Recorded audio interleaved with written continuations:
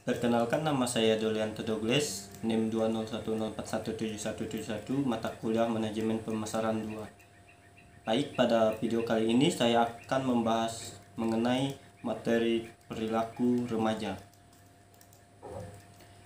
Yang pertama itu ada sejarah pemasaran terhadap remaja. Segmen remaja dalam pemasaran relatif baru dibandingkan kategori demografi yang lain. Pemasar merupakan atau menciptakan pasar remaja Amerika selama Perang Dunia Kedua dan setelah perang tersebut berakhir. Ada dua hal yang menandai pembentukan pasar remaja di Amerika, yaitu Mediation Avenue dan majalah Seventeen.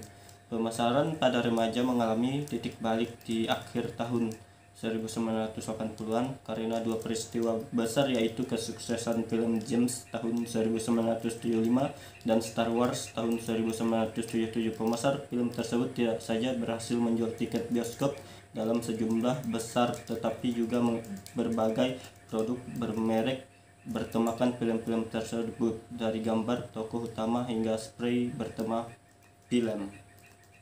Film dan produk turunan kedua film tersebut sangat digemari oleh remaja. Sejak saat itu, pemasar mengetahui bahwa tersedia pasar remaja yang cukup besar. Peristiwa kedua terjadi pada tahun 1978 ketika Federal Trade Commission yang berusaha mengubah peraturan yang melarang periklanan yang ditunjukkan pada anak-anak. Satu dekade kemudian, peraturan memperbolehkan periklanan untuk anak-anak, sehingga permainan dan produk-produk yang berkaitan tentang tenaga mutu berhasil di pasaran pada dekade tahun 1980-an. Karena resesi ekonomi, pemasaran terhadap remaja melemah. Tetapi 10 tahun kemudian, pemasar menemukan metode dan sasaran baru untuk memasarkan produknya.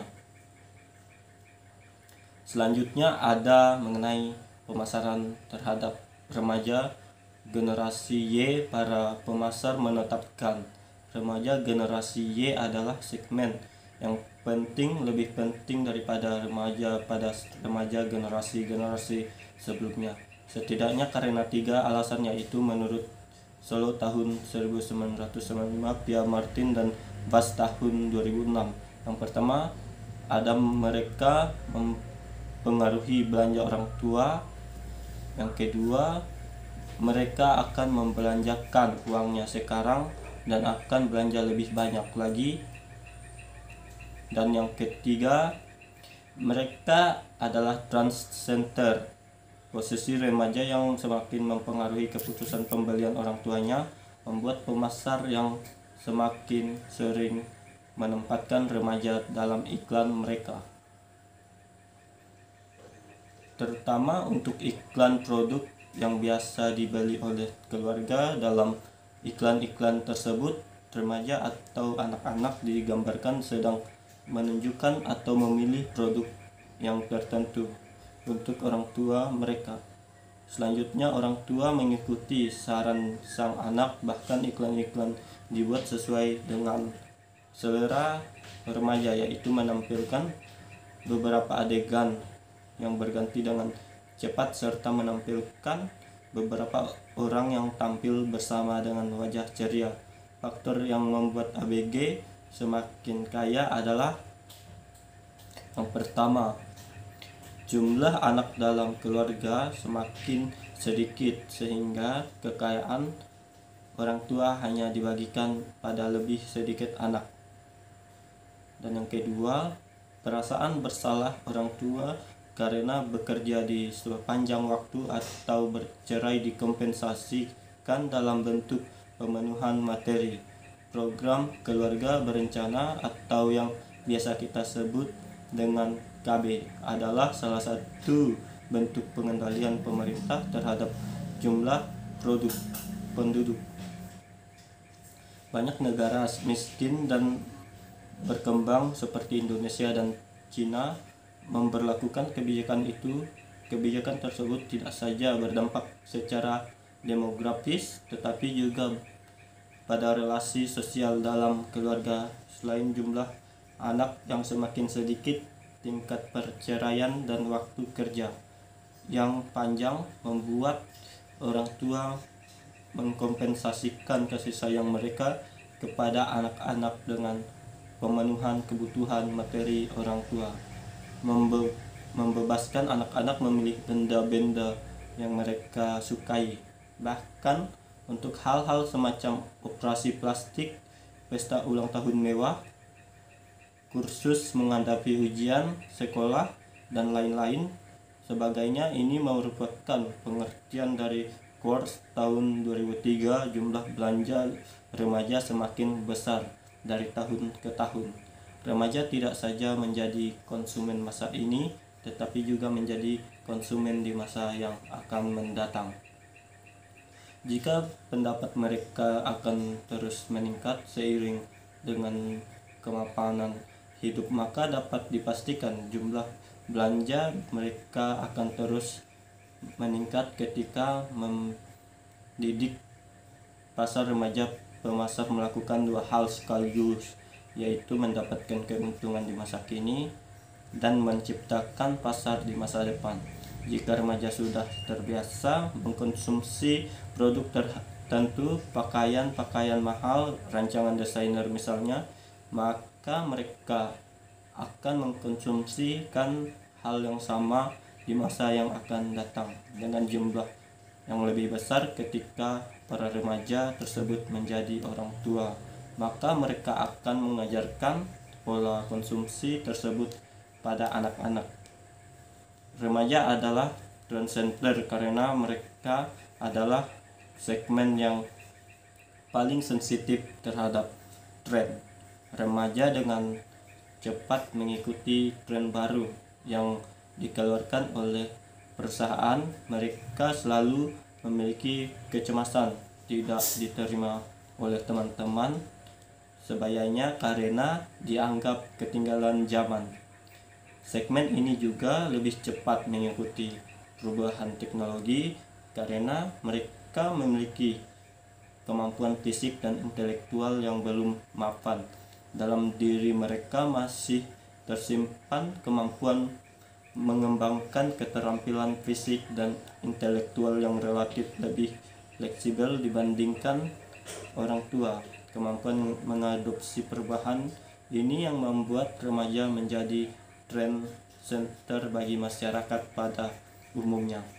Jenis fashion yang disukai generasi Y berbeda dengan generasi X. Berdasarkan penelitian yang dilakukan Laura Portal The Lesbians tahun 2003, merek favorit remaja adalah Old Navy, Tommy Hilfiger, American Eagle, serta Fits. Selanjutnya dia menyebutkan bahwa yang pertama, generasi Y, masyarakat pakaian yang mereka kenakan seharusnya nyaman dan pantas dipakai di tubuh. Yang kedua, model pakaian yang disukai sesuai dengan gaya pribadi dan norma di sekitarnya.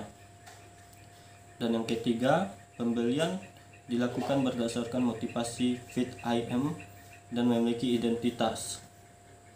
Fashion global remaja di seluruh dunia adalah celana jeans, kaos, sepatu lari, jaket denim, dan tas ransel. Media membuat remaja di seluruh dunia memiliki frekuensi yang sama terhadap fashion lebih jauh menurut Eglis tahun 1993 yang menyebutkan bahwa produk yang menjadi perhatian remaja ketika menonton MTV adalah yang pertama, fashion termaksud pakaian-pakaian dalam, tata rambut, make up, perhiasan, dan anting-anting.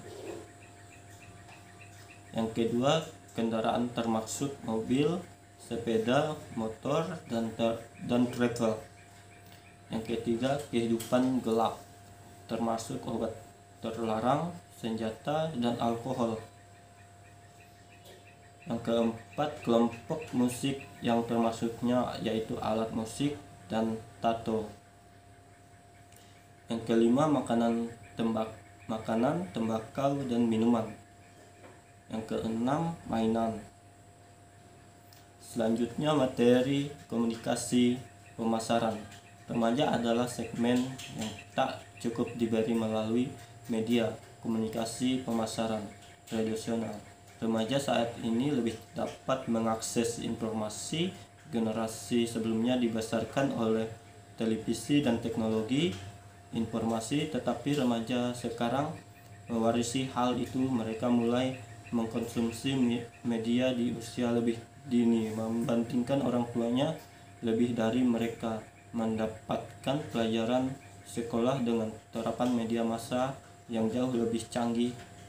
Anak-anak remaja sangat suka menonton televisi. Sebuah penelitian yang dilakukan oleh Robert di Amerika Serikat menemukan bahwa 50% 8 sampai dengan 12 tahun dan 64% usia 13 sampai dengan 17 tahun memiliki TV di kamarnya. Mereka menghabiskan 20.000 jam menonton TV, 2 kali lipat waktu mereka menghabiskan di kelas. Sebagian remaja lebih akrab dengan internet dibandingkan televisi. 1 dari 4 remaja 7 sampai dengan 16 tahun diperkirakan menggantikan televisi dengan internet. Studi literatur ini sangatlah terbatas. Sebagian besar informasi didapatkan dari jurnal di internet yang menuliskan penelitian tentang pemasaran terhadap remaja di Amerika dan Eropa. Ada beberapa penelitian tentang pemasaran remaja yang dilakukan di negara Asia seperti China, Singapura, dan Jepang, tetapi belum satupun penelitian tentang konsumsi remaja dalam kajian pemasaran dilakukan di Indonesia. Oleh karena itu, sangatlah penting jika penelitian tentang pemasaran terhadap remaja di Indonesia dilakukan baik dalam bentuk kualitatif maupun kuantitatif, karena situasi di Indonesia tentu saja tidak serupa dengan situasi di negara lain. Meski dalam beberapa hal remaja Indonesia juga mendapatkan terapan informasi yang serupa. Kehadiran MTV, pusat pembelanjaan tentang permainan video, sekolah unggulan, dan adalah merupakan salah satu tanda bahwa sebenarnya pasar remaja di Indonesia sedang berkembang pesat. Maka sebenarnya terbuka kesempatan yang sangat besar untuk melakukan kajian pemasaran terhadap remaja lebih komprehensif di Indonesia. Demikianlah beberapa hal yang bisa saya sampaikan. Sebelumnya saya mohon maaf yang sebesar-besarnya kepada penonton video ini apabila di dalam penyampaian tadi mungkin ada kesalahan kata atau beberapa pernyataan yang menyinggung. Sekian dari saya, terima kasih.